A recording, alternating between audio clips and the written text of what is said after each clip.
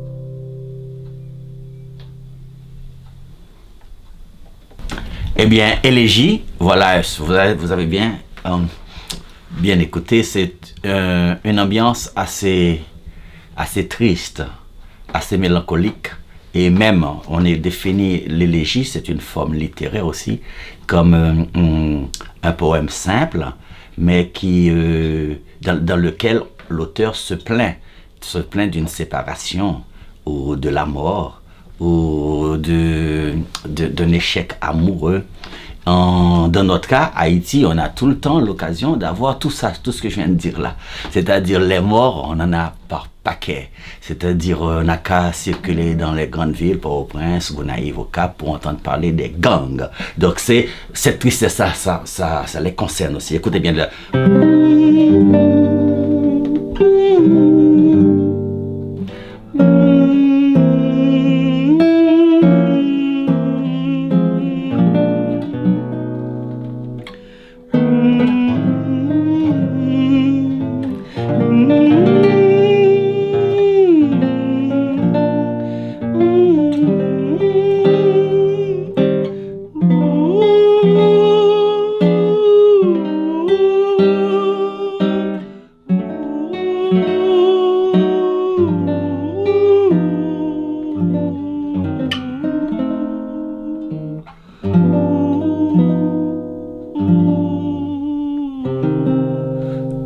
Donc, avec le chant quand même, la conduite vocale exprime déjà un peu avec une espèce d'élasticité, cette espèce de tension douloureuse, mais qui ne doit pas tout le temps faire pleurer. Mais si on pleure, c'est pas un problème, parce que dans le genre des musiques qui peuvent susciter des pleurs, on a les lacrimosa. Et lacrimosa, on connaît le lacrimosa du grand requiem, de grand Amadeus Mozart.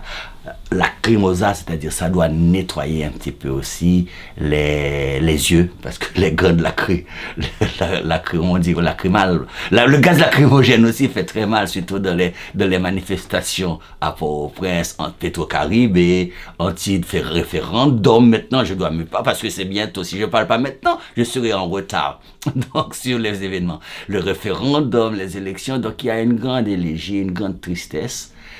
L'élégie, là, c'est pas une douce élégie, parce que l'élégie peut aussi avoir un aspect romantique, ou c'est, on va dire, psycho-érotique. C'est-à-dire, c'est tellement doux, tellement tendre, qu'on pleure, mais c'est pas vraiment d'énervement.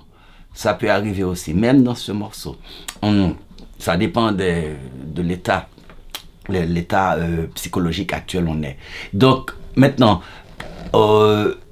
on pourrait me reprocher, parce que ça va se faire, pourquoi un Haïtien, un Noir, doit faire une musique avec une signature aussi européenne.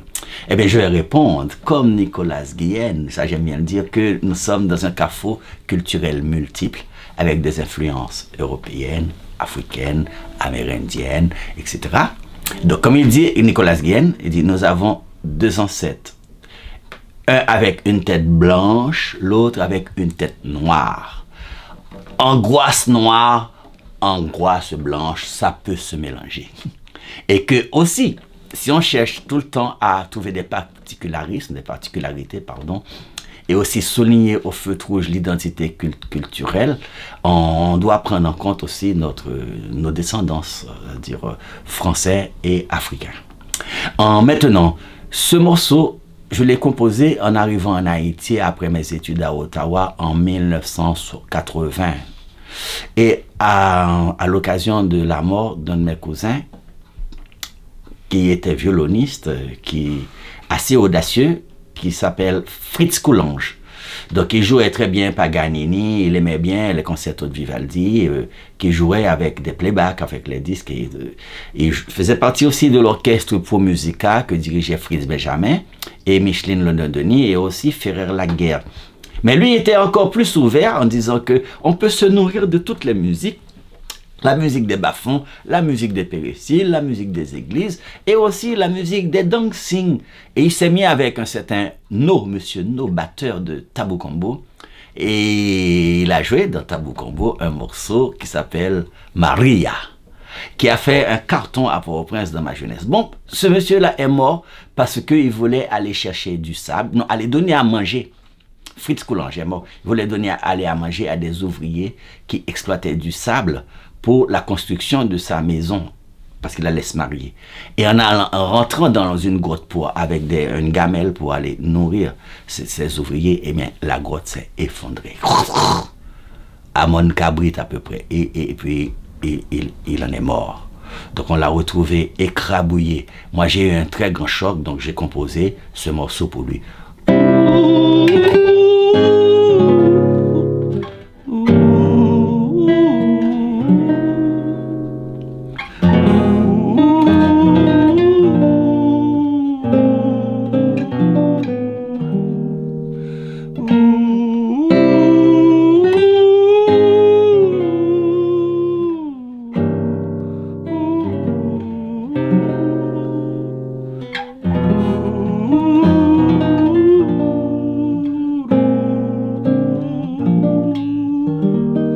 Alors, j'ai partagé cette souffrance avec mon ami compositeur, chef de chœur, qui habite, je ne vais pas dire son adresse parce qu'il y a des inglendos, il y a des méchants si je dis son adresse. Je ne vais pas dire son adresse. Il s'appelle Émile Desamours.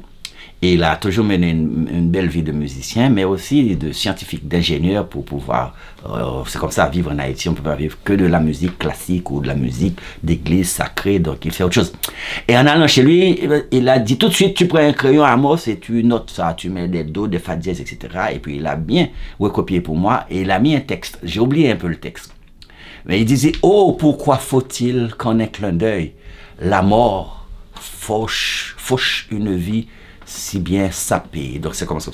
Oh, pourquoi faut-il qu'en un clin d'œil, la mort fauche une vie si bien sapée, etc. Après, quand c'est là, c'est triste. Au mort, la camarade. Donc, il avait trouvé des mots pour vraiment m'aider à écrire et à supporter la disparition de mon cousin Fritz Coulange. Mais après, j'ai utilisé ce morceau dans d'autres circonstances. Dans les concerts, je joue avec cette même émotion où c'est triste, mais on peut avoir du plaisir quand même. Là, c'est un petit peu vicieux, expiègle, malin. Donc, voilà tout ce que je vous apporte dans cette amorsologie, c'est-à-dire on peut sourire devant les difficultés et ces espèces d'élan avec des vibrations douces et sucrées sont pas là pour nous enfoncer. Au contraire, sont là pour nous faire combattre la mauvaise énergie.